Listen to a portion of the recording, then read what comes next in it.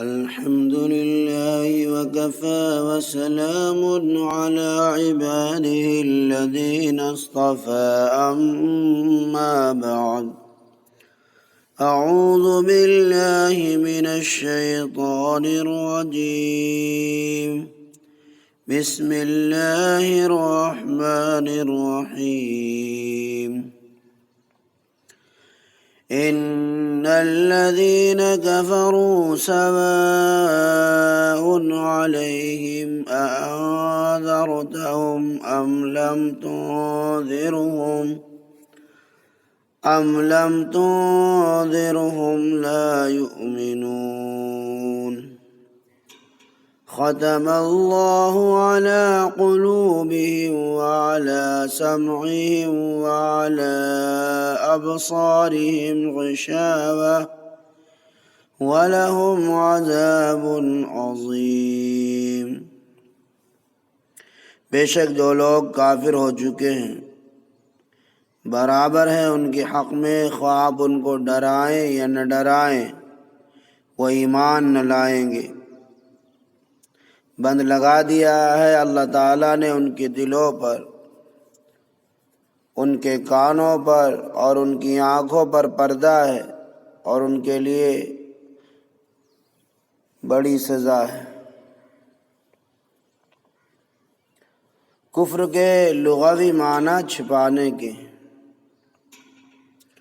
لیکن شریعت کی اصطلاح میں جن چیزوں پر ایمان لانا فرض ہے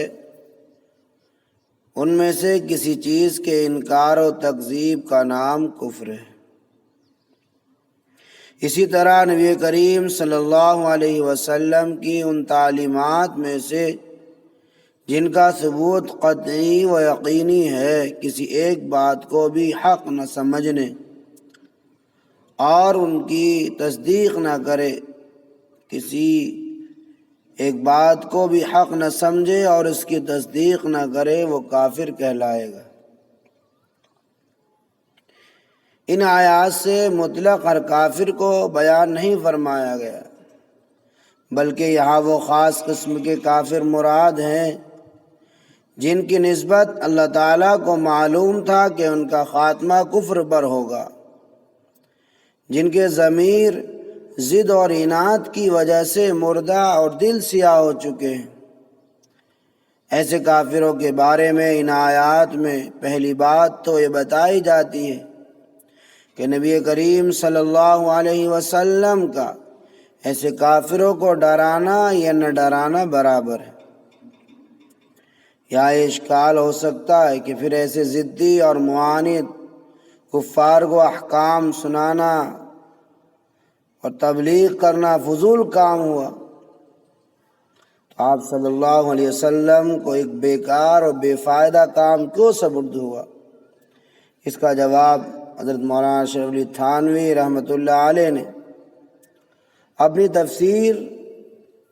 بیان القرآن میں دیا ہے کہ فعل عبث تو اس کو کہتے ہیں جس میں کوئی بھی فائدہ نہ ہو۔ یہاں اگرچہ ان ضدی کافروں کو فائدہ نہ ہوگا، لیکن نبی کریم صلی اللہ علیہ وسلم کو تو فائدہ ہوگا کہ تبلیغ کا ثواب ملے گا، پھر یہ فضول فعل کیسے ہوا؟ دوسری بات، یہاں ان آیات میں ایسے ضدی اور معاند کفار کے بارے میں بتائی گئی ہے کہ لا یؤمنون میں یہ فرمانا ایسا ہی ہے جیسے کوئی ڈاکٹر کسی خطرناک مریض کو دیکھ کر اس کے مرنے کی پیشین گوئی کر دے اور وہ مریض ڈاکٹر کے کہنے کے مطابق واقعی مر بھی جائے تو اس ڈاکٹر پر کوئی الزام نہیں آئے گا۔ یہ نہیں کہا جائے گا کہ ڈاکٹر کے کہنے سے وہ مر گیا، اگر نہ کہتا تو نہ مرتا، بلکہ کہا یہی جائے گا کہ خود ڈاکٹر کا یہ کہنا مریض کی حالت کے پیش نظر تھا جو صحیح نکلا۔ اسی طرح یہاں اللہ تعالیٰ کے علم و خبر کو ان کفار کی بے ایمانی اور بدحالی کا سبب نہیں کہا جائے گا، بلکہ خود ان کفار کی بدعملی اور بے ایمانی کو اللہ تعالیٰ کی خبر کا سبب قرار دیا جائے گا۔ یعنی ان کی بدحالی کا اندازہ کر کے اللہ تعالیٰ نے لا یؤمنون کی خبر دی جو صحیح نکلی۔ تیسری بات جو یہاں بیان فرمائی گئی، ختم اللہ علی قلوبہم وعلی سمعہم وعلی ابصارہم غشاوہ وَلَهُمْ عَذَابٌ عَظِيمٌ۔ ایک انسان کے علم ہدایت حاصل کرنے کے تین ہی ذریعہ ہیں۔ نمبر 1 قلب یعنی دل، یہ تو علم و ادراک کا اصل محل ہے۔ کان جس کے ذریعے سے بات سنی جاتی ہے، آنکھ جس سے انسان مشاہدات کرتا ہے، لیکن جب کسی کے تینوں ذرائع معوف ہو جائیں تو اس کی ہدایت کی کیا امید ہو سکتی ہے؟ اسی کو یہاں فرمایا گیا کہ ان کے دلوں اور کانوں پر مہر لگ چکی ہے اور ان کی آنکھوں پر پردہ پڑ چکا ہے، قبول حق کی تمام راہیں ان پر بند ہو چکی ہیں، اس لیے وہ اب ایمان نہیں لائیں گے اور اس دولت سے ہمیشہ محروم رہیں گے، اور پھر اس کے نتیجے میں یہ عذاب عظیم آخرت میں بھگتیں گے۔ محترم سامعین، ان آیات کا خلاصہ یہ ہے کہ کفر اور ہر گناہ کی اصل سزا تو آخرت میں ملے گی، مگر بعض گناہوں کی سزا دنیا میں بھی مل جاتی ہے، جس کی ایک شکل یہ بھی ہے کہ اصلاح حال کی توفیق سلب ہو جاتی ہے، برائی کا احساس اس کے دل سے جاتا رہتا ہے۔ حدیث شریف میں نبی کریم صلی اللہ علیہ وسلم نے بیان فرمایا کہ انسان جب کوئی گناہ کرتا ہے تو اس کے قلب پر مثل نقطے کے ایک سیاہ نشان لگ جاتا ہے۔ اگر اس سے توبہ نہیں کی یا برابر گناہ کرتا رہا تو وہ نشان بڑھتا اور پھیلتا جاتا ہے، یہاں تک کہ گناہوں کے اثر سے قلب بالکل زنگ آلود ہو جاتا ہے اور اس میں اچھے اور برے کی تمیز اور احساس نہیں رہتا۔ وَمِنَ النَّاسِ مَن يَقُولُ آمَنَّا بِاللَّهِ وَبِالْيَوْمِ الْآخِرِ وَمَا هُم بِمُؤْمِنِينَ يخادعون الله والذين آمنوا وما يخدعون إلا أنفسهم وما يشعرون في قلوبهم مرض فزادهم الله مرضا ولهم عذاب عليم بما كانوا يكذبون۔ اور لوگوں میں سے بعض ایسے بھی ہیں جو کہتے ہیں کہ ہم ایمان لائے اللہ پر اور آخرت کے دن پر، حالانکہ وہ بالکل ایمان والے نہیں، چال بازی کرتے ہیں اللہ سے اور ان لوگوں سے جو ایمان لا چکے، اور واقعی میں کسی کے ساتھ بھی چال بازی نہیں کرتے بجز اپنی ذات کے، اور وہ اس کا شعور نہیں رکھتے۔ دلوں میں بڑا مرض ہے، سو اور بھی بڑھا دیا اللہ تعالیٰ نے ان کا مرض، اور ان کے لیے سزائے دردناک ہے، اس وجہ سے کہ وہ جھوٹ بولا کرتے تھے۔ جب نبی کریم صلی اللہ علیہ وسلم ہجرت کر کے مدینہ منورہ تشریف لائے اور یہاں پر اوس اور خزرج کے قبائل میں سے اکثر نے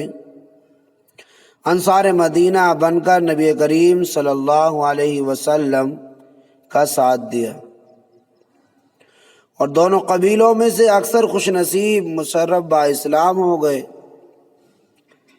لیکن یہود اب تک اللہ تعالیٰ کی اس نعمت سے محروم تھے۔ ان میں سے صرف ایک حضرت عبداللہ بن سلام رضی اللہ تعالیٰ عنہ نے اس سچے دین کو قبول کیا تھا، اور اس وقت تک منافقوں کا خبیث گروہ قائم نہ ہوا تھا، لیکن جب اسلام کو فتوحات ہونے لگی تو بہت سارے یہودی اسلام کا لبادہ اوڑھ کر مسلمانوں میں داخل ہو گئے۔ مال غنیمت، صدقات کے لالچ اور مسلمانوں کی فتح کے خوف سے انہوں نے ایسا کیا، لیکن وہ آخرکار رسوا ہوئے اور بری طرح ناکام و نامراد ہوئے۔ ان کا حال بیان کرتے ہوئے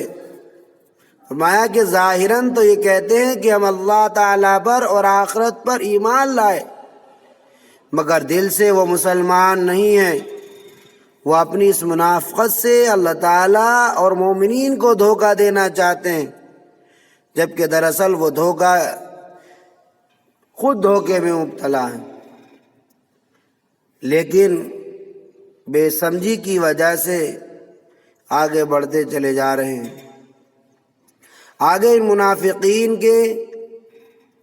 حالت پر مزید روشنی ڈالی ہے، اور ارشاد ہوتا ہے کہ ان کے دلوں میں بڑا مرض ہے۔ یہاں ان منافقین کی باطن کی خرابی اور عقائد کے فساد کو مرض اور بیماری سے تعبیر فرمایا، اور یہ لفظ مرضن ان کے نفاق، شک، تردد، کذب و انکار، رسول اللہ صلی اللہ علیہ وسلم سے اور ایمان والوں سے عداوت، بغض، حسد وغیرہ سب کو شامل ہے۔ اس لیے کہ شک و نفاق اور بغض و حسد کی یہ بیماری جو ان کے دلوں میں لگی ہوئی تھی، کم ہونے کے بجائے روز بروز بڑھتی ہی گئی، اور جو اسلام اور مسلمانوں کو دشمن پر غلبہ اور اقتدار حاصل ہوتا گیا، اور جو دین اسلام کی شان و شوکت میں ترقی ہوتی گئی، ان کے دلوں میں جلن اور تکلیف، ان کے سینوں میں بغض و حسد کی آگ بڑھتی گئی، اور جو قرآن کریم نازل ہوتا ان کا کفر و نفاق بڑھتا جاتا، کیونکہ ہر آیت کے ساتھ وہ منافقانہ سلوک کرتے، بظاہر اسے مانتے لیکن دل میں اس کا انکار کرتے، تو ان کی یہ بیماری انہی کی بدعمالیوں اور بد پرہیزیوں کا نتیجہ تھی۔ آخرکار یہ اپنے اس خطرناک مرض کی وجہ سے ہلاکت میں پڑیں گے اور دائمی عذاب اور دردناک سزا کے مستحق ہوں گے، اور یہ سزا ان کو مسلسل ان کے کذب بیانی اور نفاق پر لگاتار اصرار کی وجہ سے ملے گی۔ محترم سامعین، آیت کریمہ سے یہ صاف ثابت ہوتا ہے کہ دلوں میں بیماریاں ہوتی ہیں، اس لیے تمام صوفیاء کرام اور مشائخان طریقت قلب کی صفائی، باطن کی درستی، قلب کو تمام اخلاق ذمیمہ سے پاک رکھنا ضروری فرماتے ہیں۔ دل کی بیماریاں یہ ہیں: حسد ہے، بغض ہے، کینہ، عداوت، بے جا غصہ، بخل، مال کی محبت، حب جاہ، حب شہرت، دنیا کی محبت، نخوت، تکبر، خود پسندی، ریا۔ ان تمام بیماریوں سے قلب کو پاک کرنا لازمی اور ضروری ہے۔ جب بیماریوں سے دل پاک ہوگا تو خوف خدا، زہد، صبر، شکر، توکل، اخلاص اور صدق، محبت الہی وغیرہ صفات سے دل منور ہوگا۔ منافقین کے نفاق کو پہچاننا اور ان کو منافق قرار دینا دو طریقوں سے ہوتا تھا۔ ایک یہ کہ اللہ تعالیٰ اپنے رسول صلی اللہ علیہ وسلم کو بذریعہ وحی بتا دیا جاتا کہ فلاں شخص دل سے مسلمان نہیں، منافق ہے۔ دوسری یہ کہ اس کے کسی قول و فعل سے کسی عقیدے اسلام کے خلاف کوئی بات یا اسلام کی مخالفت کا کوئی عمل ظاہر اور ثابت ہو جائے۔ نبی کریم صلی اللہ علیہ وسلم کی وفات کے بعد انقطاع وحی کے سبب ان کے پہچاننے کی پہلی صورت تو باقی نہ رہی، مگر دوسری صورت اب بھی موجود ہے۔ جس شخص کے قول و فعل سے اسلامی قطعی عقائد کی مخالفت یا ان پر استہزاء یا تحریف ثابت ہو جائے وہ منافق سمجھا جائے گا۔ ایسے منافق کا نام قرآن کریم کی اصطلاح میں ملحد ہے۔ اس کو فرمایا الذین یلحدون فی آیاتنا، اور حدیث شریف میں اس کو زندیق کے نام سے موسوم کیا گیا۔ تو معلوم ہوا کہ منافقوں کا وجود اسلام میں ہمیشہ رہا ہے اور اب بھی موجود ہے۔ اس لیے اللہ تعالیٰ سے دعا کیجئے کہ اللہ تعالیٰ ہمیں اسلام و ایمان پر استقامت نصیب فرمائے، حق کو سمجھنے، اس کو اپنانے کی ہر طرح ہر حال میں ہم کو توفیق عطا فرمائے، اور ضد و اناد جو خالص کافرانہ خصلتیں ہیں ان سے ہمارے دلوں کو بالکل پاک فرمائے۔ اللہ تعالی ہم کو ایمان کامل نصیب فرمائے اور نفاق کی ہر چھوٹی بڑی خصلت سے ہمارے قلوب کو پاک رکھے۔ اللہ تعالیٰ منافقین کی شرارت اور فتنوں سے اسلام